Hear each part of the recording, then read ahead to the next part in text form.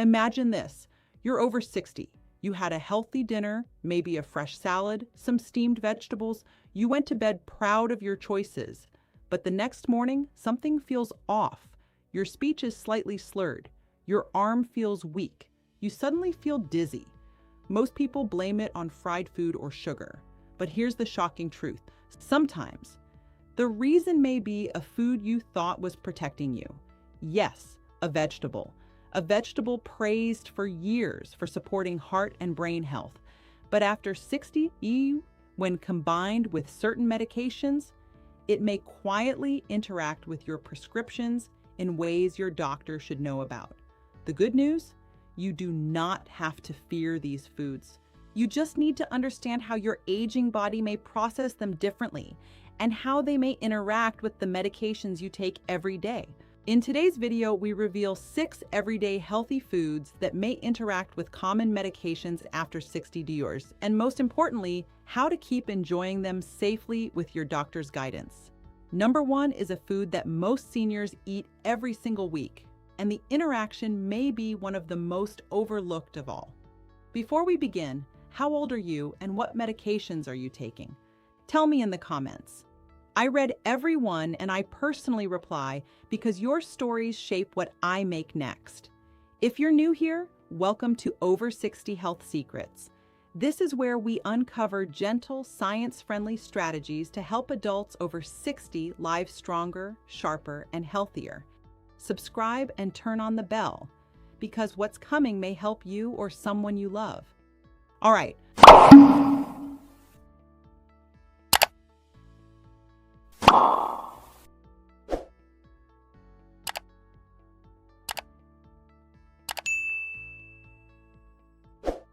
Let's start with number 6.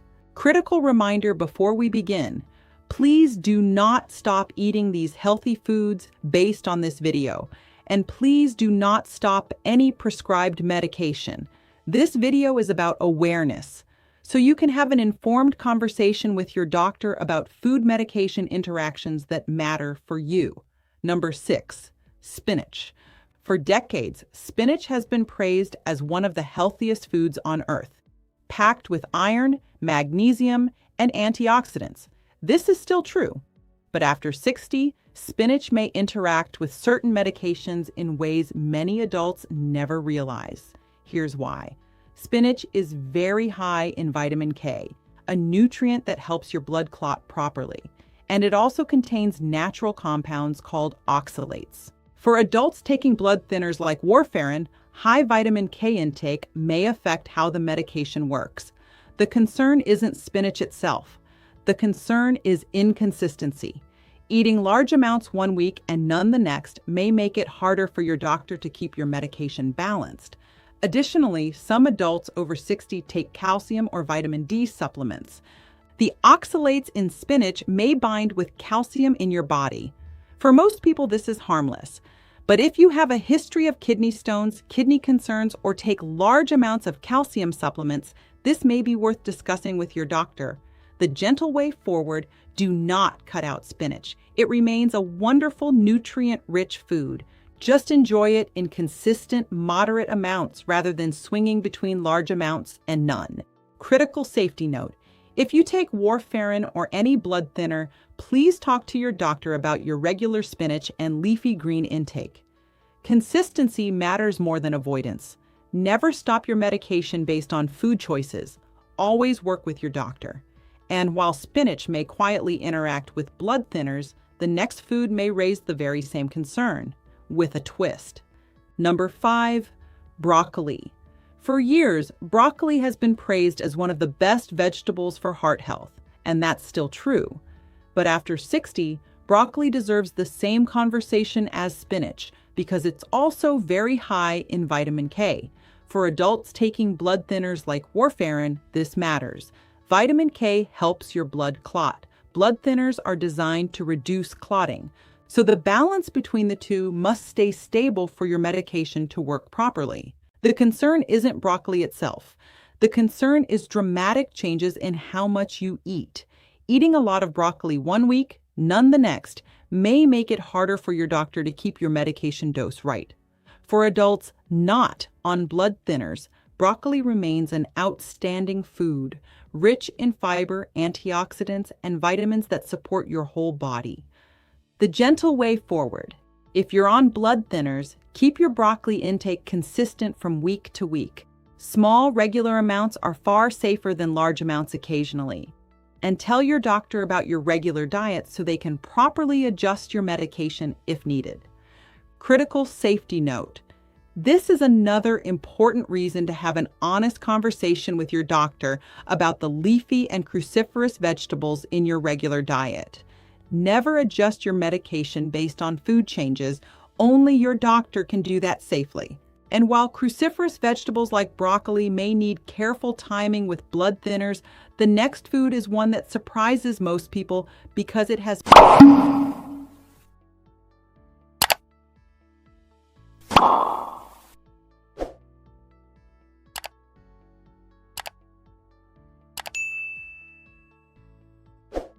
The key word here is concentrated. Small amounts of garlic in cooked meals, a clove or two in your soup, pasta sauce, or roasted vegetables is very different from taking daily garlic supplements or eating raw garlic in large amounts. The gentle way forward, enjoy garlic in normal culinary amounts. Cooked garlic in meals is generally gentle and flavorful. Avoid concentrated garlic supplements unless your doctor has approved them, especially if you take blood thinners. Watch for unusual bruising, frequent nosebleeds, or bleeding that takes longer to stop, and tell your doctor if you notice these. Before we continue, if you're finding this video helpful, hit that thumbs up button and subscribe to Over 60 Health Secrets. This information could help someone you love. And drop a comment. Do you take any medications that might interact with common foods? I read every single reply. All right, let's keep going. Number 3, onions. Onions are packed with antioxidants and heart protective compounds. They may support cholesterol balance, help with inflammation, and support healthy circulation. Wonderful benefits. But for adults over 60 taking blood pressure medications, onions deserve a mention. They contain a natural compound called quercetin, which may gently support lower blood pressure by helping blood vessels relax. The concern isn't onions themselves. The concern is that if you're already taking prescription blood pressure medication, adding large amounts of onion-based foods on top may occasionally push blood pressure lower than intended. This may sometimes cause dizziness, fatigue, or lightheadedness, especially if you stand up quickly. For most adults enjoying onions in normal culinary amounts, this is not a concern. But if you notice you feel dizzy after meals heavy in onions, or if your blood pressure readings have been trending lower than usual, this may be worth mentioning to your doctor.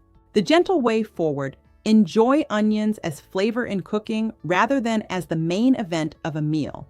Cooking gently reduces the intensity of the compounds. Stay well hydrated throughout the day. And if you take blood pressure medications, share your regular diet with your doctor. Critical safety note. If you experience dizziness, lightheadedness, or fainting, please see your doctor. These may be signs your blood pressure needs monitoring, and your doctor may want to adjust your medication. And while onions may quietly interact with blood pressure medications, the next food has a very different but equally important effect on how your body handles water and electrolytes. Number 2, asparagus. Asparagus is often seen as a clean, elegant vegetable, light and full of vitamins, all wonderful qualities. But after 60, asparagus deserves a careful conversation. That's because asparagus is a natural diuretic, meaning it encourages your body to release water and salt through urination. For adults not taking any medications, this is typically harmless.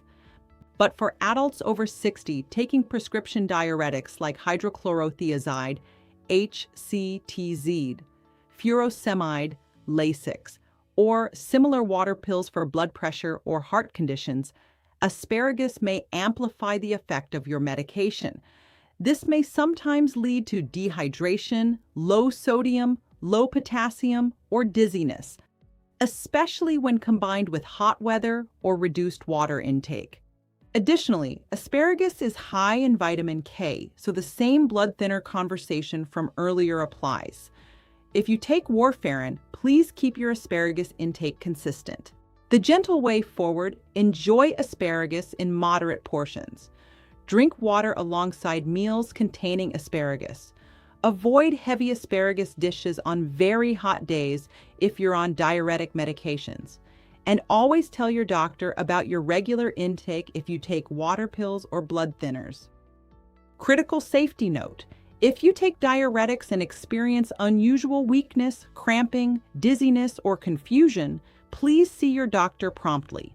These may be signs of an electrolyte imbalance that needs medical evaluation. And now we come to number first. This is a food most adults over 60 eat every single week, and the interaction may be one of the most overlooked of all. Number 1, tomatoes and tomato-rich foods. Tomatoes are often seen as the ultimate symbol of healthy eating. Rich in antioxidants, vitamin C, and lycopene, they may support heart health and reduce inflammation. But here's what many adults over 60 don't realize.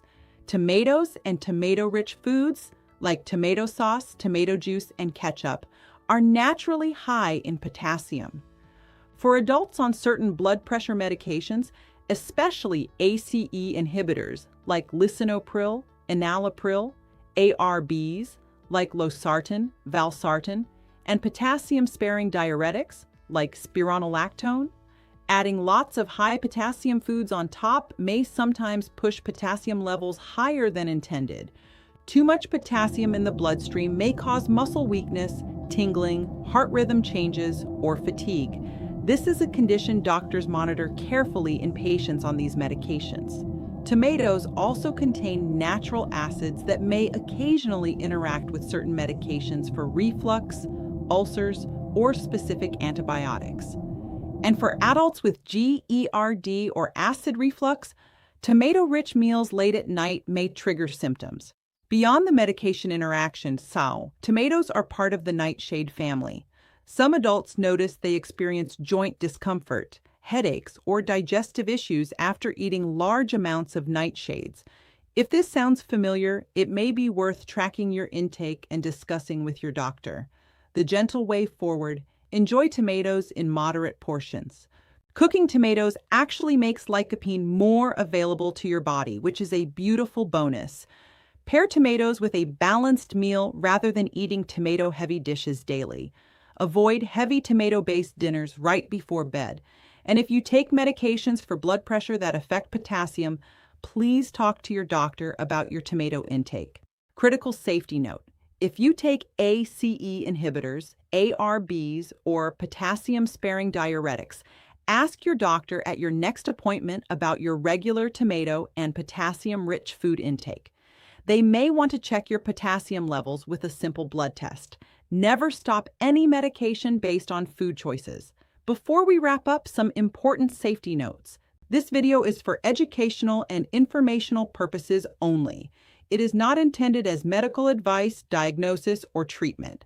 Please do not stop eating these healthy vegetables based on this video. They remain wonderful, nutrient-rich foods that may support your health when eaten in balanced, consistent amounts. And please do not stop or adjust any prescribed medication based on this video. Only your doctor can safely make the